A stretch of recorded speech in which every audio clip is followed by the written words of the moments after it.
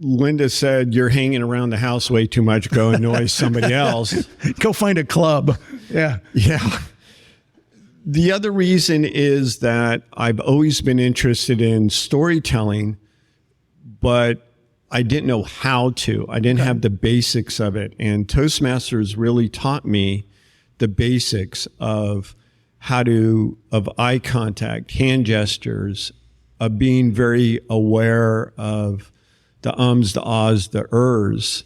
And so I think Toastmasters is a wonderful foundational place to go to learn how to begin to tell a story. Yeah, I agree. I really had a good time there. So. For the dummy newcomers, what is Toastmasters? So Toastmasters is an international speaking organization that helps people in multitude of ways in life, business, professional, personal, entrepreneurship, about how to craft a way to connect to their particular or specific audience. So it really is an incredible international volunteer organization that teaches people how to do that. Part of the reason why I went from Toastmasters to storytelling is because Toastmasters has a very specific way of telling a story. And what you find out is that if you really want to grow and excel as a storyteller, that's when I met you, Dave, a handful of years ago. And I went, damn, I want to be like that guy. Well, no, you don't. No, you don't. I have all the access to Wicked Slush that I could. Oh, well, yeah. We're not Wicked Slush anymore, though. Yeah. Oh, my God. Did that just happen? Yeah. How long ago did Rocket pass? Oh, God. 12 years? Yeah, at least 12 years ago. Wow, that story made it feel fresh. Like, yeah. Well, that's also something, an aspect of storytelling is that a story can be from any point, and depending on how you paint the imagery and bring the emotion to it, it can be from 12 years ago or 2 weeks ago. So. And how long did you have him? About what, 4 years? 4 years? Yeah, 3-4 years. You picked him up as a rescue also? Yeah. Yeah, nice. Yeah. And he was roughly, you don't know how old, do you? He was probably about 2 years old when we got him. Maybe. Oh, okay. So 6, 7 when he passed? Nice. Where did you get him?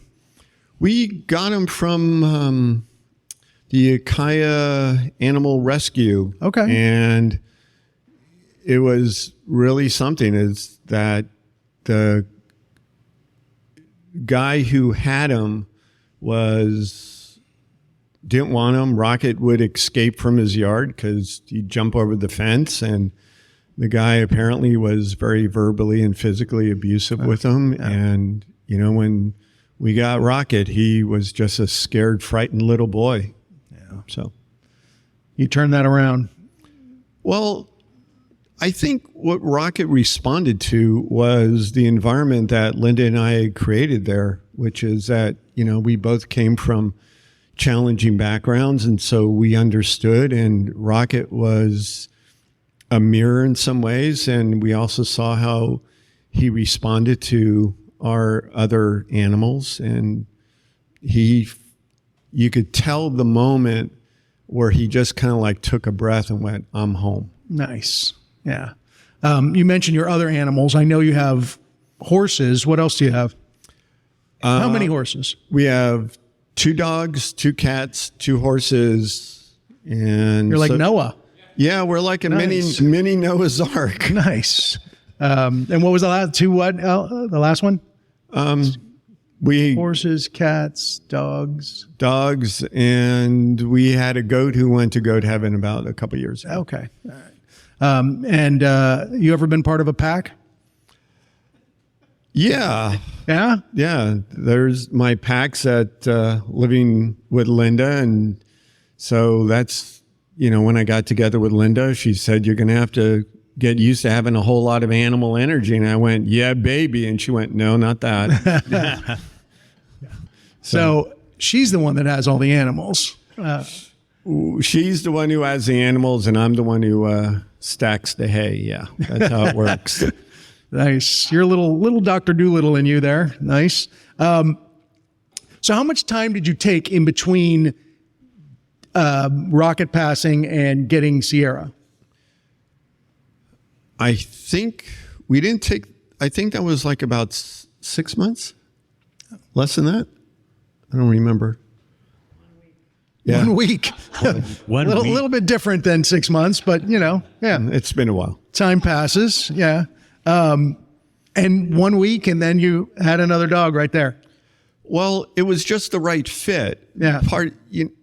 The thing of it is, it's like when you meet a person or you walk into a restaurant or you sit in a car and it just is a good fit. And we initially said, no, we didn't want another big dog, but Rocket just got along beautifully with our other one at the time, Roxy. And we took him out for a walk, put him into the back of my truck. And I remember when we took Rocket and Roxy out for that initial walk, he leaned over and licked Roxy on the face. Nice. That was her first date, as it were. And I remember I said to Linda, hey, maybe that would have worked with you. And she said, hell no. No. Yeah. Licking her on the face. Not good. No. Not a good move. No. Yeah. And so that was just a sign. It's like Rocket was just saying, hey, this is cool and I'm cool and you guys are cool. So you had Rocket, you had Roxy. You also mentioned Bandit in the story. Where does Bandit come into the...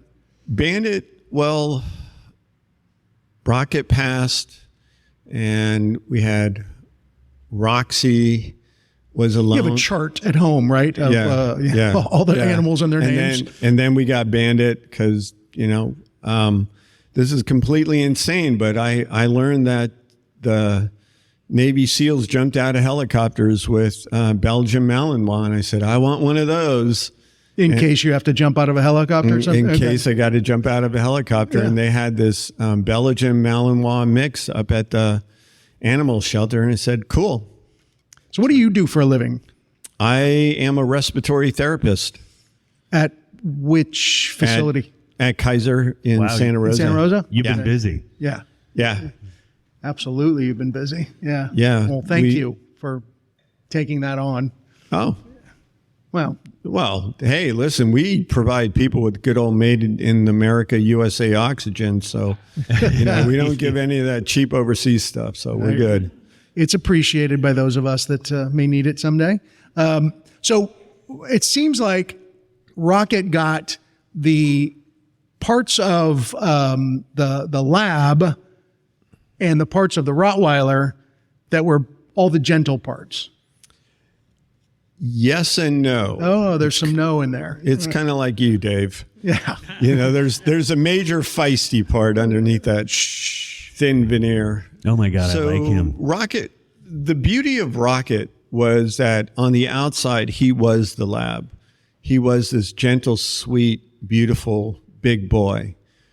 And underneath that was the power, the determination, and the fierceness of the Rottweiler. Okay. That's why after I left this out of the story because it didn't work, was that we initially took him in. He had surgery for his tumor. They did what they could, but we had a good 6 months with him after his surgery. Okay. And part of what kept him going was the power of the Rottweiler within him and the fact that he loved being with us so much. I mean, we were family, and he was going to stay no matter what.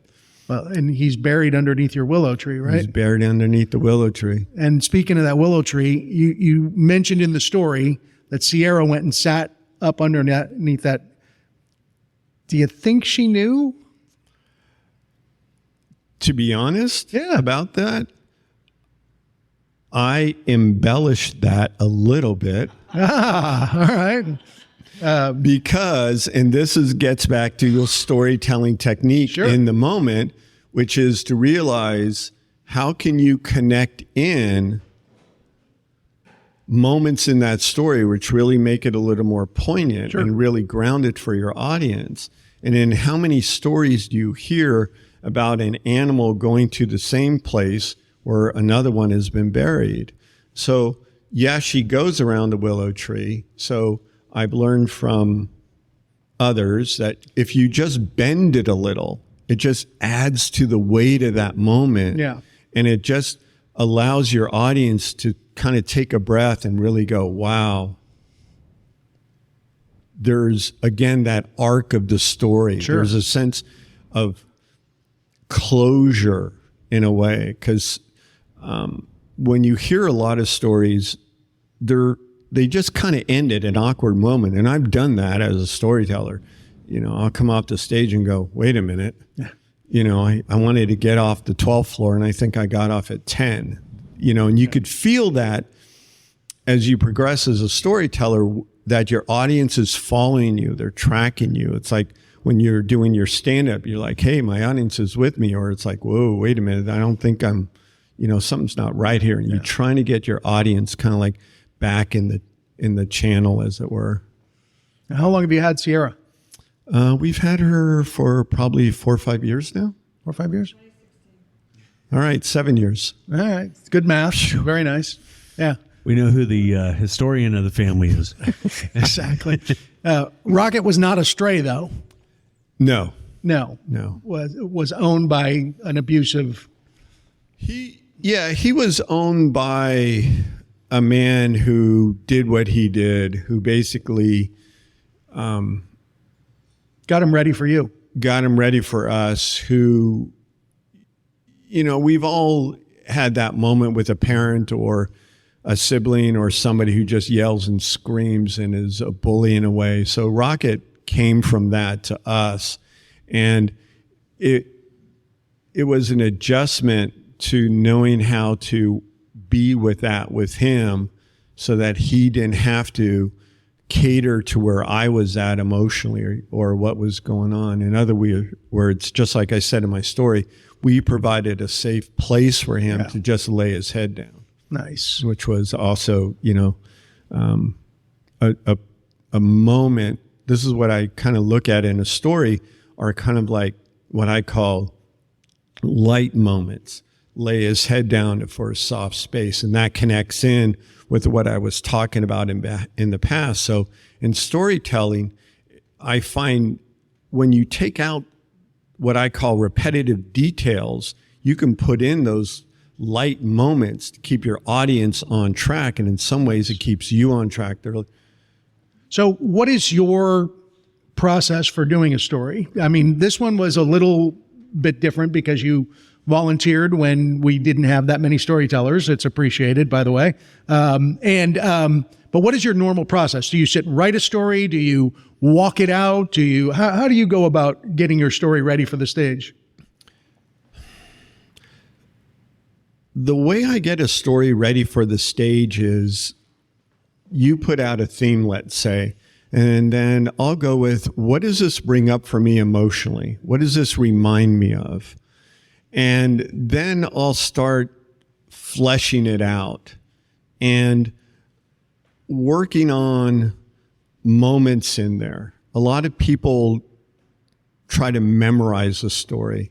And I just think for me, it's more important to remember the emotional, poignant moments of the story. And because one of the things that I learned along the way, and this sounds kind of strange, is that if you're watching something on TV or you're watching a movie, you notice that 90% of the time they end on an emotional moment, and then there's a transition, and then they go to another part of the story. And so that's what I look at is, and if you notice in my story, that's kind of how I worked it. And the other thing that I've learned along the way is to be mindful of having emotional moments, but then giving some humor to let your audience breathe. And that way you can continue on, because if you leave your audience